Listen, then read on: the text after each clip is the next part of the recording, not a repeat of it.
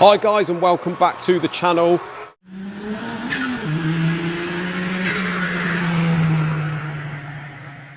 Alright guys, so we've got two blocks here we've got to clean. Now this is the Focus ST block. Now as you can see, I've deglazed the bores and you can see a few areas like this area here and these areas here. Now that there looks like a bit of molten aluminium, but it's actually not. And then they have these little areas of not clean, but there is not a lot else you can do with that bar bore it. Now some of you guys did comment saying, I can't believe we don't use a torque plate. But if you actually watched the last video, we said that we have used a torque plate on one of these and it didn't seem to make any difference whatsoever. So, you know, you've got to bear in mind guys, we bore and hone a lot of blocks. And sometimes the torque plates work, but sometimes they don't. In theory they should, but not necessarily in practice. But the customer doesn't want this board anyway, so it just literally a deglaze. But we can't, there's no point putting a torque plate on it because you can't remove any more material. You know, there's just nothing there to remove, and in a minute he's just going to have piston slap. So hopefully he puts that back together and it works, but rather him than me on that. This one here, we've got the CVH. Now, one of you guys did comment, I noticed, saying, oh, are you going to be building the CVH? It's quite interesting seeing the build, but actually on this one we're not going to be. We've just got to do the machining. So it's a bore and a face of the block. We've got to clean it up and then just give it a lick of black paint. And we've got to go through the cylinder head, and we've also got to grind the crank and balance the crank assembly. So no, unfortunately on this one guys, we're not going to be building it. But yeah. Been a long time since I built a CVH. I've had a few RS turbos in the past, and yeah, quite a nice little motor to build. Spray these with a bit more of the TFR, bit of traffic film remover. We don't tend to leave this on for too long, just enough to sort of eat into the oil, and then we'll give it a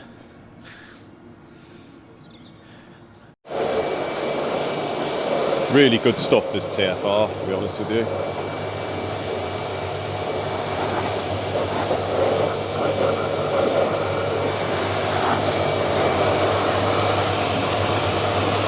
You see the brown sludge that just comes off, and that's the TFR that's ate into the oil, and the oil just runs off.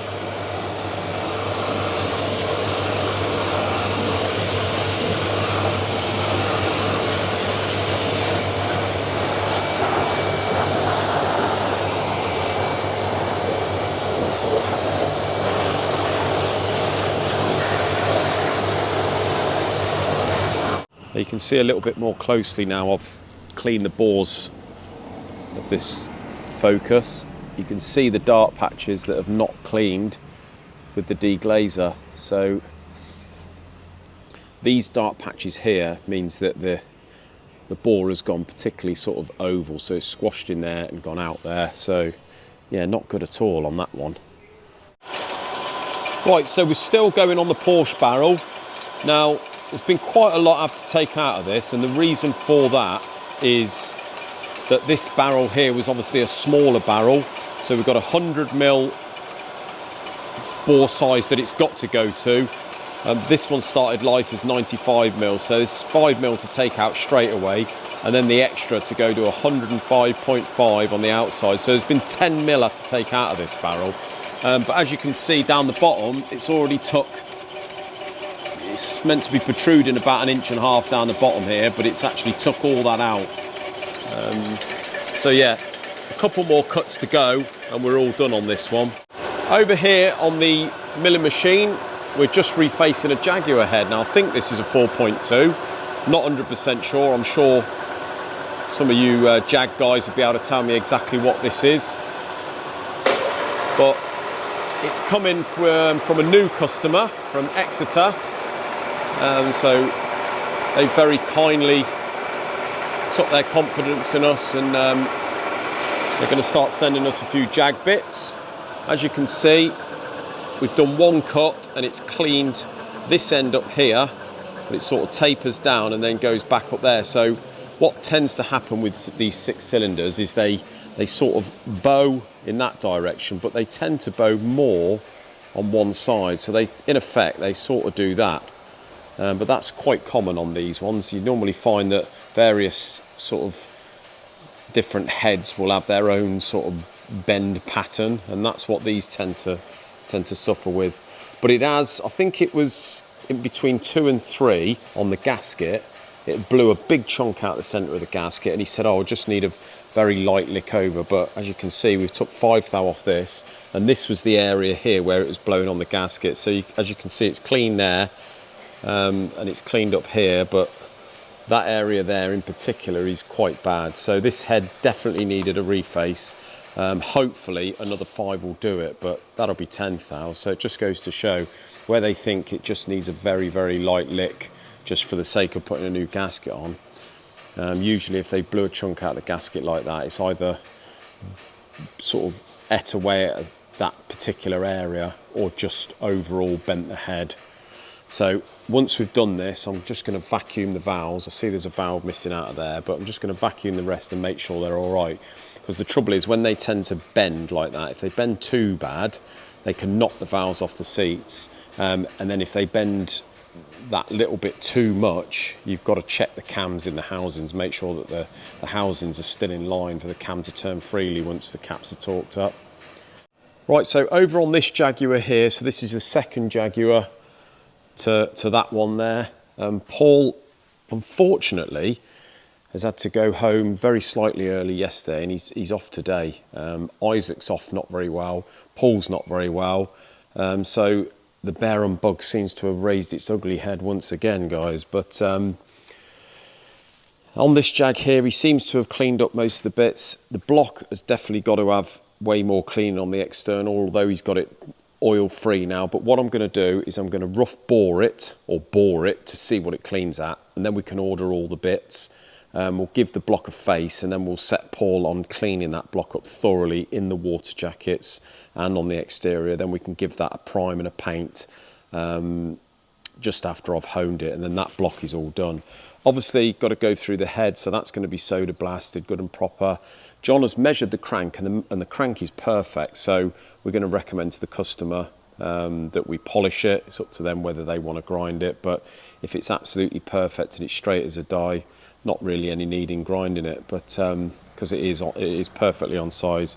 You see, you've got a box here of all the bits that he's been cleaning up. He spent 2 days actually cleaning all this lot up, so you know that's how long it takes. You've got all the old rubbish in here, which you can see how horrible that is. So these bits here are all ready to be, most of them painted. The rods and that we've got to torque down and size and balance and what have you. Got all the head gear here, the cam gear. So like I said, we're going to get this one done, and we're going to order the the usual housing clamp down kit, which basically it's just plates in between each two that just overhang the bucket housings, 2 bolts in the center, and it just holds these down because these are renowned for shifting. Yeah, you can see they're a separate item to the head. So yeah, we're going to fit those, go through the valves and seats, skim it, and then that's the head done. So hopefully we can crack on with this one in the next couple of weeks, get it pretty much done really, which would be nice. As you can see in the background, we've got Isaac back, thank God. He hasn't been very well. He was in college Wednesday, or meant to be Wednesday, but he went to college yesterday and he's back in today. We've got him on the BMW block, just sorting out the block now, and then he's going to be painting it. But a little rundown as to what's going on in the workshop. We've got 2 Cosworth blocks come in. I've got a feeling these are coming down from Ireland, but I may be mistaken. I'll have to go through my emails. I think these are in for long studding and what have you, but so I'm going to have to check there. So we've got those coming today. We've got the CVH, that's a Fiesta RS Turbo engine we've got to go through. We had a couple of lads turn up this morning, 2 friends, one of which is this one, which is the full Monty, so it's trick rods, forged pistons, competition bearings, all balanced, port the head and what have you. So yeah, we've got that one to do, really nice. Haven't done a CVH RS Turbo for a while. We have got a CVH here, we weren't going to be building it, but a couple of you guys have asked whether we were building a CVH, seem to be quite interested in that. So yeah, we've got this one to do, guys. The other lad give us this. This is a 2.8 VR6 lump, and this is in a Mark II Golf, a really nice Golf. So he wants that one. I don't think it had any issues apart from the obvious water and oil leaks. But this one is a complete go through, and the same as the RS Turbo. He wants all the trick bits, ported head, cams and the whole lot. So yeah, really looking forward to doing that. Can't remember the last time we had a full VR6 engine to do, but yeah, I've always had a soft spot for one of these engines. This is the 4.2 Jag, the one that Paul's been stripping and cleaning. So as you can see, I've just finished honing it. I'm going to let that cool, and then we are going to just finish the honing. I've faced it already, obviously with the front cover on, and then we're going to give this back to Paul to thoroughly clean, paint, and we can get this build on the way. Right guys, so what we're doing is we've got the liner here for the Porsche, and as you can see, I'm just turning down the very bottom of it. So this is the part that will go in the crankcase. So if we just recap, the liner that we've chose to go for is 105.5 on the external. So it's 105.5. The original liner diameter is about 105. So that is the part right down the bottom. So this is the bit here that will stick out the bottom of the liner. Sorry, the bottom of the barrel. And this bit here locates into the crankcase. So we've turned that down to 105 mil from 105.5. So this is the bit that goes into the cylinder.